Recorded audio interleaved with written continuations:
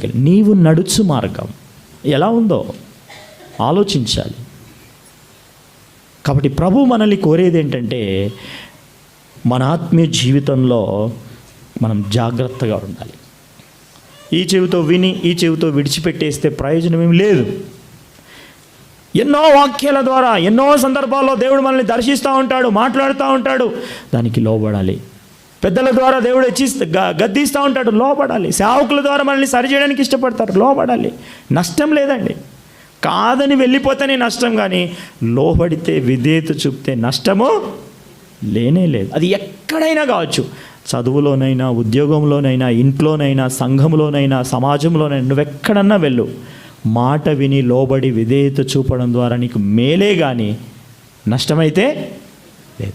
లోబడక అవిధేయత చూపిస్తే నీకు నష్టమే కానీ మేలైతే జరగదు.